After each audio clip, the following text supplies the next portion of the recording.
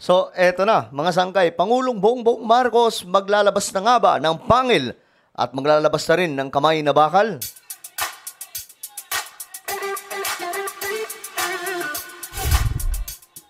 Yo, what's up mga sangkay? This is me. Ako muli ito nagbabalik dito sa ating channel at ito pag-usapan po natin ngayon itong balita tungkol po kay Pangulong Bongbong Marcos.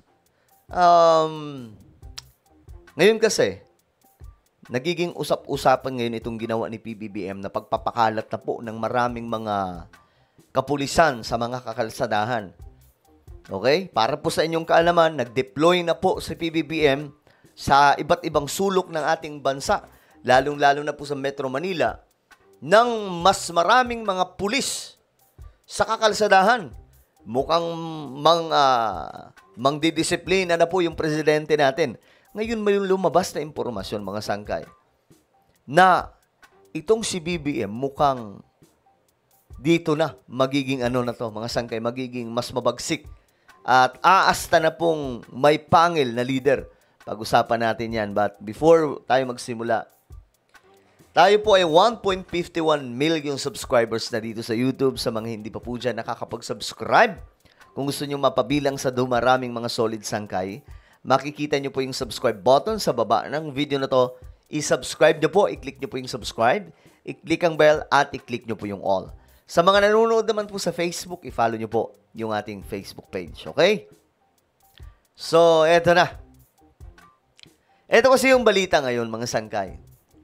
Marcos Jr. wants to be respected, but maybe fear is better. Kilala po kasi si BBM na napakabait, mga sangkay. May mga kaibigan po tayo na malapit po kay PBBM na dati po nilang boss, si Pangulong Bongbong Marcos, nung time na hindi pa po siya presidente ng Pilipinas. Sabi nila, ganun daw po talaga kabait ang kanilang bossing. Mahirap atakihin sa part nila, kahit po, yung iba kasi sa kanila, nadamay pa po, no, nung natanggal si Vic Rodriguez. So, nahihirapan po silang bumanat kung gusto, halimbawa, masama loob nila, babanat sila. Parang hirap daw bumanat kasi nga, kilala po nila yung boss nila na napakabait. Ngayon, sabi po sa balita, he wants to be respected, but admitted, okay? But admitted that being feared might be better. Ayon po sa kanya. Kasi ito po yung interview sa kanya, nakaraan ni Katon Ying. Panoorin po natin. Nararamdaman ko po sa inyo yung frustration nyo, no? Na may gusto kayong gawin pero hindi nyo magawa. Pasensya na uli kayo. Tatanungin ko lang itong tanong na to. Masyado raw kasi kayong mabait. Marami nagsasabi sa akin yan. You see? Halos lahat, kahit po yung mga senador, mga dating mga kasamahan ni BBM sa Senado, sila Ping Lacson, kilala nila si BBM as mabait talaga. Yung, alam niyo yung, hindi po siya yung tipong pusong bato eh. Pusong mamon. Kasi, ganun po siya kabait sa mga taong nakapaligid sa kanya, mga kaibigan niya, mga sangkay, mga trabahante. Ngayon, sa kabila po ng kanyang kabaitan, syempre, magaling pa rin po siyang leader. Kaya nga lang, ang problema, hindi po siya kinakatakutan. Kita nyo ngayon mga sangkay, di ba? Ang pagkakaalam ng marami sa atin, pag sinabing isang Marcos, mabagsik yan, mamuno, malupit. Pero mga sangkay, pagdating nung nakaupo na po si BBM, ibang-iba po itong Marcos na to. Hindi po kagaya ni Ferdinand D. Marcos na talagang pag nagsalita yun. Hindi po, yung si Apo Lakay, mga sangkay, mapapanood po natin sa mga video. Hindi po siya nagsasalita na parang PRRD na nagmumura, mga sangkay, di ba? Hindi po ganun. Hindi po ganun yung pagiging mabagsik niya. Matatakot ka sa mga salita niya, mga sangkay, dahil nga po matalino, tapos may mga diin yung mga sinasabi. Sipin mo, kahit Amerika. Si PRRD, di ba, binanat-banatan niya yung Amerika, pero sa ibang paraan yun, mga sangkay.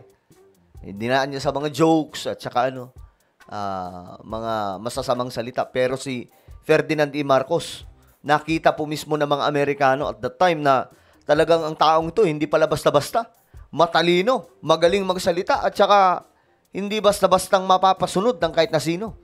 Lalo-lalo na nung time mga sangkay na ayon sa mga nagkikwento, mga sangkay, na mga nakaabot kay Ferdinand E. Marcos, nung time na gusto ng presidente ng Amerika na si Ferdinand E. Marcos magpadala din ng mga sundalo doon sa Vietnam War.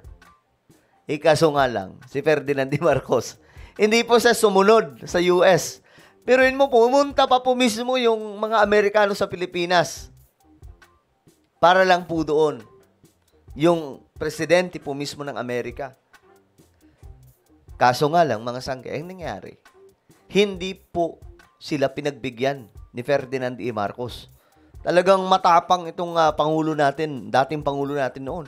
Ang ginawa po ni Ferdinand E. Marcos, instead na magpadala doon na makikipagdigma sa Vietnam, kasi nasa ano lang yun eh. Yung Vietnam, pare-parehas, nasa Asia lang, kapitbahay lang po natin na bansa. Ngayon, nagpadala po siya doon ng mga medic lang. Bagamat tinulungan pa rin po yung mga Amerikano, pero medic lang, tapos mga engineer, yun lamang po yung pinadala doon. Kailangan ng engineer para po sa pagpapatay ng mga kampo, ganyan. Kasi magagaling po yung mga Vietnamese at pagdating po sa mga kampo-kampo, biruin niya, sa ilalim po ng lupa yung kanilang mga pinagtataguan. So, hindi po pinagbigyan ni Ferdinand E. Marcos. Ganon po siya ka-strong. Ganon ka may pangil si Ferdinand E. Marcos. Pagdating kay BBM, medyo malambot Kahit ako mismo, to be honest, I know kung gaano po ka-smart and brilliant our president. Matalino po talaga. Kita nyo naman ngayon, mga sangkay, kung anong kanyang ginagawa.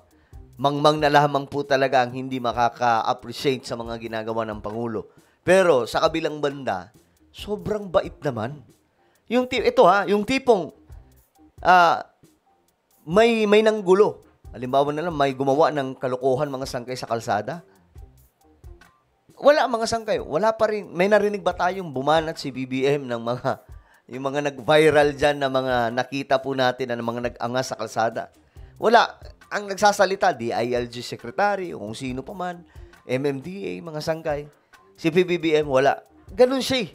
Ewan ko. Kaya ang tanong dito ni Katon Ying, ito sabi niya, Nararamdaman ko po sa inyo yung frustration nyo, no? Na may gusto kayong gawin pero hindi nyo magawa. Pasensya na uli kayo. Tatanungin ko lang itong tanong na to. Masyado raw kasi kayong mabait. di ba?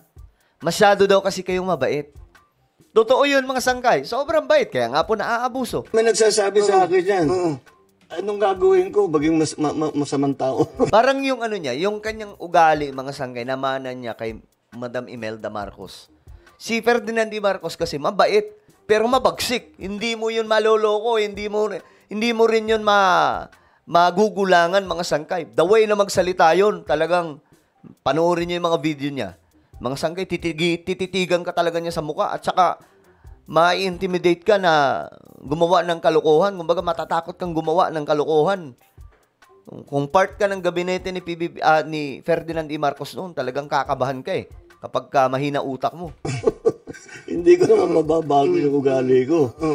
Pero, siguro, dapat nga talaga maging mas mabagsik talaga.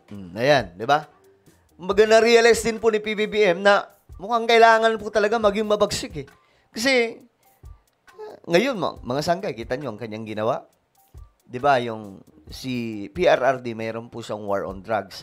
Si BBM naman, meron, pero sa mga high caliber, yung mga talagang mga matataas na mga tao, mga sangkay, yung kanyang hinahabol. Kaya nga lang, hindi po naha-highlight. Kasi nga po, sila lang Kaya, pero malaki yung achievement niya. Kasi nga po, mas malaking mga pulburon, bilang ng pulburon yun, o amount, yung mga nasa sakote nila.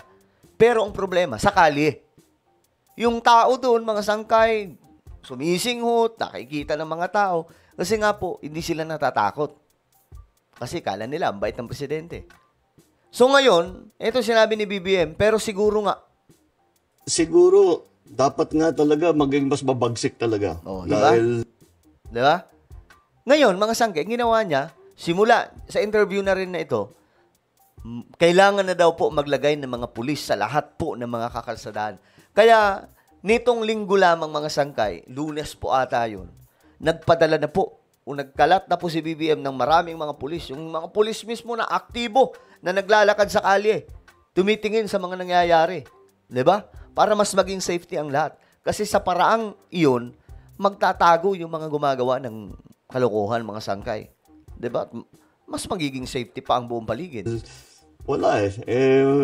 Kailangan talagang maging mas efficient ang mas mabilis ang pagdating. Kasama na siguro yan sa eleksyon namin dito sa naging eleksyon na nakaraan. O yan, mga sangkay, ano sa tingin nyo? Maglalabas na ba ng kamay na bakal si BBM? Ito na ba yun? Ito na yung simula. Ngayong nare-realize niya na mukhang kailangan mas mabagsik. Okay daw yung pagiging respetado na leader, pero sabi niya mukhang mas okay yung maging mabagsik eh. Which is ako, I agree mga sangkay. Kailangan po talaga ng kamay na bakal. 'Di ba? Ikaw ba nag-agree ka rin mga sangkay para po tayo mga Pinoy kailangan po talaga natin madisiplina eh. 'Di ba? Pambira kapag walang matigas na leader, hindi po talaga tayo mapapatino. Okay? Ano bang inyong komento? Just comment down below. Mayroon po tayong YouTube channel, Sangkay Revelation. Hanapin niyo po ito sa YouTube. Kapag nakita nyo na, i-click nyo po yung subscribe, i-click ang bell, at i-click nyo po yung all. Ako na po ay magpapaalam. Mag-iingat pong lahat. God bless everyone.